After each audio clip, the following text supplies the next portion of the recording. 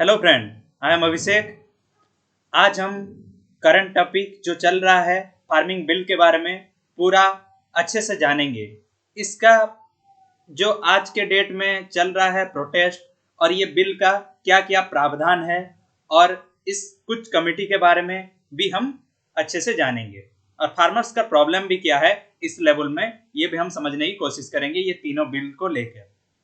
ये जो तीन बिल है, पहला bill the farmers produce trade and commerce promotion and facilitation bill 2020, दूसरा the farmers empowerment and protection agreement on price assurance and farm service bill 2020, तीसरा the essential commodity amendment bill 2020।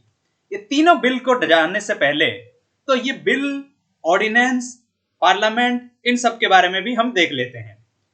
ये bill जब हमारा Covid महामारी चल रहा था उस वक्त पे पार्लियामेंट चल ही नहीं रहा था। तो उस वक्त पे क्या किया जाता है, जब पार्लियामेंट नहीं चलता है, कोई भी चीज को अगर सरकार कोई बिल लाना चाहे तो वो एक ऑर्डिनेंस के तहत ला सकता है, जो कि हमारे संविधान के आर्टिकल 123 के तहत ये डिस्क्राइब किया गया है कि हम एक बिल ला सकते हैं। तो ये जब बिल लाया जाता है, ये बिल जब प्रेसिडेंट के पास चला जाता है, ये एक्ट बन जाता है। तो पहले ऑर्डिनेंस आएगा, फिर उसके बाद पटल में वो बिल होगा। वो बिल धीरे धीरे प्रेसिडेंट के पास जब बोलते हैं कि जब पास हो जाएगा ये एक्ट बन जाएगा। ये ऑर्डिनेंस, बिल और एक्ट का ये है। तो इसमें एक वोटिंग नहीं हुआ था सेटिंग में, क्योंकि वो एक कोविड महामारी का वक्त था। तो ये जब सितंबर में ये जब बिल आया, ये बिल में क्या इशू है, क्या है, टोटल देखेंगे। The farmer produce trade and commerce promotion and facilitation bill 2020। ये बिल है क्या? जैसे कि नाम से पता चलता है, the farmer produce trade and commerce bill, मतलब कि जब हम भारत में कोई भी किसान अपना सामान बेचने के लिए जाता है तो वो मंडी में जाता था पहले, जो कि एपीएमसी मार्केट। एपीएमसी मार्केट क्या है? भारत में 1950 से लेकर अभी तक करीबन 7000 प्लस एपीएमसी मार्केट है। एपीएमसी का फुल फॉर्म है एग्रीकल्चर प्रोड्यूसिंग मार्केट कमिटी, जो कि हम साधारण लैंग्वेज में मंडी भी बोलते हैं। यहाँ पे क्या हुआ इस बिल में कि किसान जो है अपने लेवल में वो कहीं पे जाकर भी अपना सामान बेच सकता है। ये इसका मतलब मैंडेटरी नहीं है कि जो बोलते हैं कि वो मंडी में जाकर ही बेचे। यहाँ पे यह बोला गया कि ये कहीं पे भी जाकर बेच सकता है। तो इसका मतलब ये रहा कि जैसे कि भारत सरकार के द्वारा ई नाम पोर्टल एक यूज किया गया, जो कि इलेक्ट्रॉनिक पोर्टल है।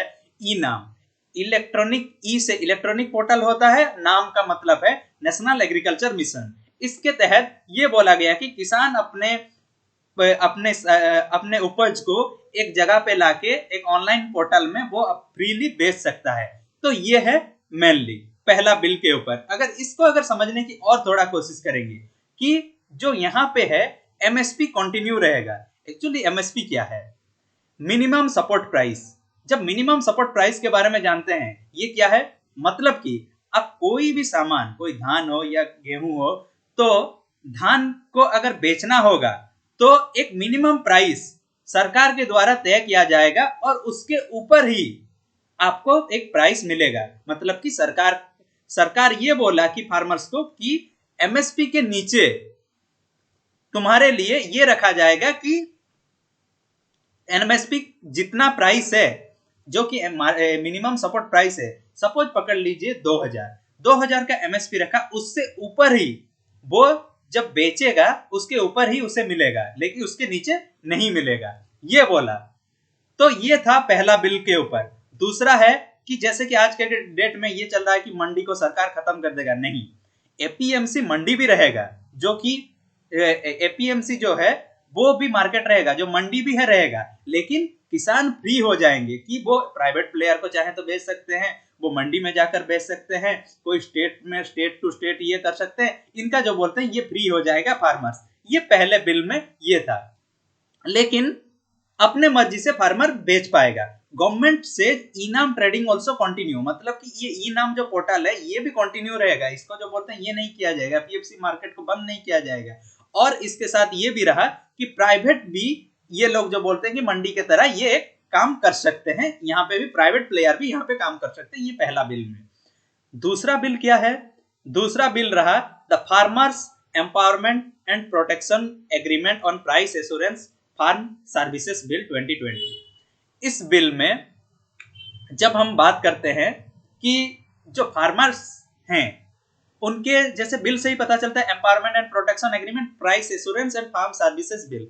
इस बिल में मेनली यह किया गया कि फार्मर्स को इंडिपेंडेंट रखा गया कि तुम लोग चाहो तो जो बोलते हैं कि कहीं पे बेच सकते हो, ये तो ट्रेड एंड कॉमर्स में भी बोला गया था, लेकिन यहाँ पे उपज के पहले, मतलब कि जैसे कि हमारे भारत में एग्रीकल्चर के लिए खरीफ एंड रबी सेशन होता है, वैसे जेद भी एक होता है, लेकिन खरीफ एंड रबी सेशन के बारे में हम बात करेंगे। तो खरीफ सेशन से पहले कोई एक प्राइवेट प्लेयर पहुंच के, कोई एक जो बोलते हैं कि पहुंच के बोलता है कि नहीं, तुम्हारा अभी अगर धान उपज हो रहा है, धान का ही एग्जाम्पल लेते हैं, तो ये हो रहा है, तो 6 महीने से पहले ये इसके साथ एक कॉन्ट्रैक्ट हो जाएगा, मतलब कि कुछ एक प्राइस में, मतलब तुम्हारा अगर 1 टन धान हो गया तो तुम मुझे इस प्राइस में बेचोगे। 1 क्विंटल धान का प्राइस इस हिसाब से 6 महीने से पहले जो बोलते हैं कॉन्ट्रैक्ट हो जाएगा, तो उसके तहत वो बेच सकता है। ये सेकंड बिल में बोला गया। तो यहाँ पे डाउट क्या है कि जब ये बिल जब लाया गया और उसमें जो ये प्रावधान रहा कि इसमें सोचा कि फार्मर्स और जो हमारे प्राइवेट प्लेयर हैं, जो कि इंडस्ट्री हैं, इनका हावी इनके ऊपर ज्यादा हो जाएगा। नहीं, इस बिल में और एक भी प्रावधान लाया गया कि जो हमारा मैक्सिमम 3 डे के अंदर इन्हें इनका प्राइस मिल जाएगा इस बिल के तहत। दूसरा है कि जो बोलते हैं, जो कि हमारे भारत में छोटे फार्मर्स बहुत है, करीबन 85% फार्मर्स जो कि छोटे फार्मर हैं, उनके पास ये है। तो वो लोग इस बिल को कैसे ये कॉन्ट्रैक्ट कर पाएंगे, ये जो बोलते हैं कि अपना प्राइस निर्धारण कर पाएंगे कि कितना प्राइस में हमें बेचना होगा। तो इसके लिए भारत सरकार क्या किए कि यहाँ इसके लिए एफपीओ लाए। एफपीओ क्या है? Farmer producing organisation. 10,000 एफपीओ गठन किया जाएगा, जिसके वजह से कि 85% किसान को जो हैं वो अपना प्राइस निर्धारण कर पाएंगे कि कितना प्राइस में उन्हें बेचना होगा, और कॉन्ट्रैक्ट जो होगा इसके तहत ये जो बोलते हैं कि किया जाएगा, मतलब कि किसानों को एक तरह के एफपीओ के द्वारा अवेयर किया जाएगा कि अपना अपना सही वैल्यू और कितना में कॉन्ट्रैक्ट करना है। और ये, लेकिन इस बिल में और एक भी चीज बोला गया, the farmer empowerment and protection agreement on price assurance and farm service bill 2020, जो कि हम आज के डेट में कॉन्ट्रैक्ट फार्मिंग बिल बोलते हैं। तो ये कॉन्ट्रैक्ट फार्मिंग बिल में ये बोला गया कि यहाँ पे एक एमएसपी का प्राइस रखा नहीं गया, मतलब कि एमएसपी वैल्यू को ये नहीं किया गया। लेकिन पहले बिल में जो था वो बेचने के लिए एमएसपी निर्धारण था, लेकिन सेकंड बिल में जो था कि एमएसपी का ये निर्धारण नहीं किया गया। तो इसके ऊपर आज के डेट में ये सब प्रोटेस्ट हो रहा है। तीसरा जो बिल रहा, जो कि हम एक्चुअली जब दूसरे बिल के कॉन्ट्रैक्ट फार्मिंग के ऊपर ही ज्यादातर ये है, farmers have no problem to the vendor issue, मतलब कि इसमें क्या होगा कि पहले से ही किसी के साथ कॉन्ट्रैक्ट, प्राइवेट प्लेयर के साथ कॉन्ट्रैक्ट है, तो वो जाके जो बोलते हैं वो सामान लेके उन्हीं के वहीं से लाकर, जो कि ट्रांसपोर्टेशन का प्रॉब्लम होगा नहीं, मोटा मोटी तौर पे ये बोला गया है। और अगर इन दोनों के बीच सपोज पकड़ लीजिए कोई छोटा फार्मर है और उसके साथ जो बोलते हैं प्राइवेट प्लेयर इंडस्ट्री लेवल का कोई है, तो उनके बीच अगर डिस्प्यूट होता है, उसके लिए क्या किया गया कि फार्मर्स को कोर्ट कचहरी के चक्कर लगाने के लिए नहीं पड़ेगा। इसी के लिए एक एसडीएम स्तर में जो ये डिस्प्यूट का निपटारा होगा, जो कि 20 दिन के अंदर ही जो बोलते हैं कि ये डिस्प्यूट को निपटा दिया जाएगा। तो ये था हमारा सेकंड जो कॉन्ट्रैक्ट एंड फार्मिंग बिल के ऊपर। फिर आया हमारा थर्ड बिल, जो कि हम बात करते हैं एसेंशियल कमोडिटी अमेंडमेंट बिल। तो इससे पहले हमें और एक चीज समझते हैं कि जब हम बात करते हैं एमएसपी के ऊपर, ये एमएसपी है क्या? एमएसपी अभी अभी आया या पहले से था? तो मिनिमम सपोर्ट प्राइस, पहले क्या हुआ था कि भारत जब आजाद हुआ था 1964 में, एक एल के झा कमेटी का रिपोर्ट आया था। एल के झा कमेटी के रिपोर्ट में यहाँ पे एक कमीशन बिठाया गया, जो कमीशन का नाम था एग्रीकल्चरल प्राइसेस कमीशन। 1964 में ये बिठाया गया। फिर इसको 1964 से 1967 के बीच इस कमीशन के द्वारा एमएसपी के ऊपर, मिनिमम सपोर्ट प्राइस के ऊपर बताया गया इस कमीशन के द्वारा। तो 1964 से लेकर 1967 तक सिर्फ दो ही चीजों के लिए एमएसपी मिलता था, जो कि था धान और दूसरा था व्हीट जो कि गेहूं था। तो इसके तहत एमएसपी मिलने का प्रावधान था, जो कि आज के डेट में 20+ से ज्यादा हमारे जो कल्टीवेटेड क्रॉप्स है वो उन पे हमारा एमएसपी मिलता है। तो फिर ये क्या हुआ कि एसीपी जो था एग्रीकल्चर कॉस्ट एंड प्राइसेस 1965 में करीबन इसको एक लाया गया, जो कि 1985 में सीएसीपी के नाम से बदल दिया गया जब राजीव गांधी का गवर्नमेंट था, जो कि था commission for agriculture cost and prices, जो कि सीएसीपी आज के डेट में ये निर्धारण करता है। तो 65 में हमारा जितना भी फूड है उसके लिए तो कुछ रखने के लिए कुछ तो ये जगह चाहिए, इसी से आता है essential commodity bill. The essential commodity amendment bill जो कि 2020 का है, जो कि तीसरा बिल है हम जो बात कर रहे हैं, इसमें यहीं से शुरू होता है। द एसेंशियल कमोडिटी बिल में क्या होता है कि जो हमारा कमोडिटी है हम जाके जो बोलते हैं रखते हैं, जो कि वेयर हाउस है, स्टोर हाउस है, कोल्ड स्टोरेज है, इनमें रखते हैं। तो 1965 में क्या हुआ कि फूड कॉर्पोरेशन ऑफ इंडिया गठन किया गया और उसके साथ नाफेड वो जो कि 1958 से गठन किया गया था।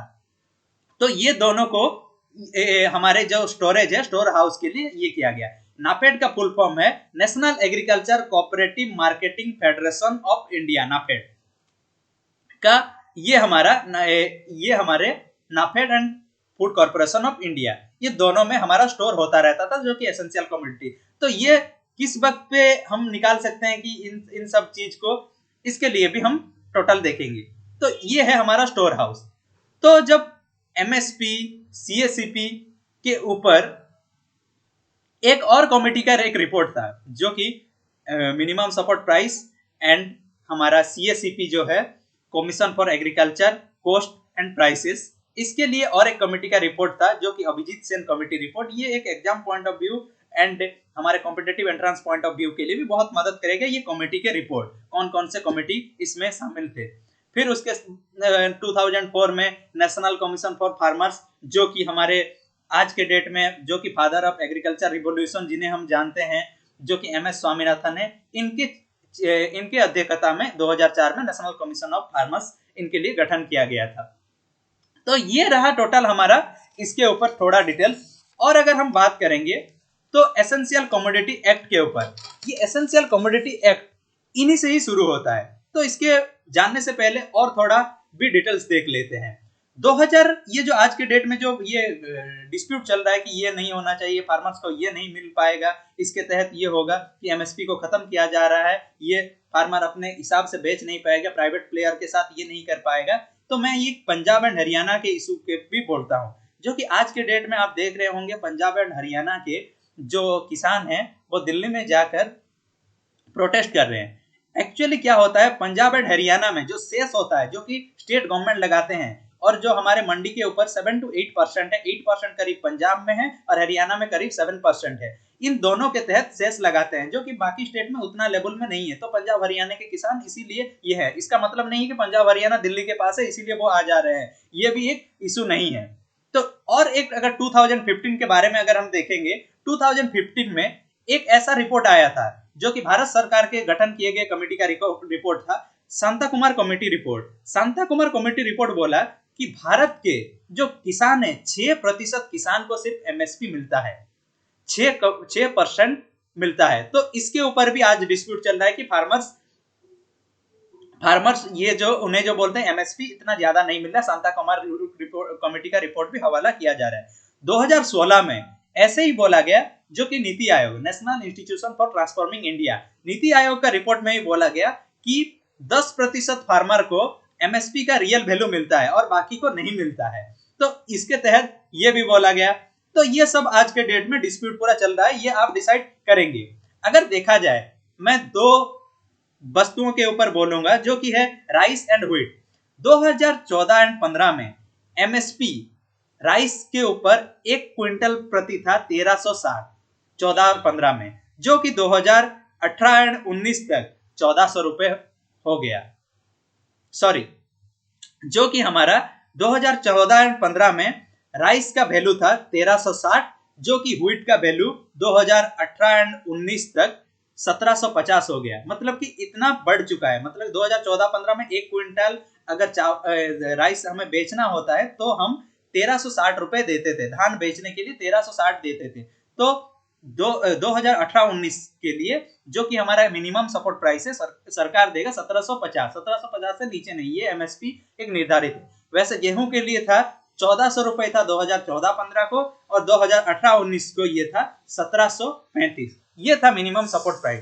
तो इस सब के ऊपर ये आप समझ सकते हैं। तो इसके ऊपर जो डिस्प्यूट चल रहा है, जो कमेटी का रिपोर्ट का हवाला किया जा रहा है कि ये हमारे सांतानाम कमेटी, हमारा रह रहा है कि शांता कुमार कमेटी के रिपोर्ट, नीति आयोग का हवाला किया जा रहा है, MS स्वामीनाथन का, इन सब के रिपोर्ट के बारे में जानने के लिए हमें बहुत जरूरत हो जाता है एग्जाम पॉइंट ऑफ व्यू, क्योंकि एग्जाम में यही सभी आता है। ये जो लास्ट बिल है, एसेंशियल कमोडिटी अमेंडमेंट ऑर्डिनेंस 2020, जो बिल, जो एक्ट बन गया राष्ट्रपति के द्वारा ये एक्ट बन जाता है। तो एसेंशियल कमोडिटी एक्ट ये 1955 जो था कि central government to design certain commodity, मतलब कि भारत सरकार के द्वारा एक कुछ सर्टेन प्रोडक्ट के ऊपर एक कमोडिटी, उसके ऊपर जो बोलते हैं एक प्राइस निर्धारण किया जाता है। जैसे कि आज के डेट में और हर आप न्यूज में सुन रहे होंगे कि प्याज का दाम बढ़ गया, आलू का दाम बढ़ गया, तो ये सब जो बोलते हैं एसेंशियल कमोडिटी एक्ट के तहत आते हैं। सच एज फूड आइटम्स, कुछ फूड आइटम्स है, फर्टिलाइजर्स भी आते हैं और पेट्रोलियम प्रोडक्ट्स भी आते हैं जो कि एसेंशियल कमोडिटी के तहत। तो जैसे कि हम बात करेंगे फूड आइटम्स के बारे में, जो कि cereals, pulses, potato, onion, edible oil seeds, जो कि ऑयल्स होते हैं, इन सबको इसीलिए रखा जाता है एसेंशियल कमोडिटी एक्ट के तहत कि जब हमारा वार के वक्त पे, जो कि फेमाइन के वक्त पे, जो कि जब प्राइस का जो बोलते हैं कि वैल्यूएशन ज्यादा हो जाएगा नेचुरल कैलामिटी के वक्त पे, ये जब हम warehouse, food corporation of India या नाफेड, इन सब में जो बोलते हैं हम स्टोर में रखे हैं, उस वक्त पे ये देश के लिए काम आएगा, इसी के लिए रखा गया है। तो ये बोला गया कि अभी ये सब चीज को प्राइवेट प्लेयर भी रख सकते हैं। तो प्राइवेट को पहले क्या था कि प्राइवेट प्लेयर वैसे रखते थे, लेकिन जो बोलते हैं उनके लिए एक लिमिट था, लेकिन अभी प्राइवेट प्लेयर के लिए अनलिमिटेड कर दिया गया कि वो ये कितना भी रख सकते हैं। तो इसी के वजह से भी एक डिस्प्यूट चल रहा है, ये आप जानते होंगे। जो कि आज के डेट में आप जानते हैं कि PDS, public distribution scheme, PDS scheme जो है हमारा दिया जो जाता है, ये फूड कॉर्पोरेशन ऑफ इंडिया में जो स्टोर होता है, नापेड में जो स्टोर होता है, उसके तहत ये पीडीएस स्कीम भारत सरकार ये इन्हें देने का ये करता है। तो ये हमारा टोटल रहा 3 बिल के ऊपर। Thank you.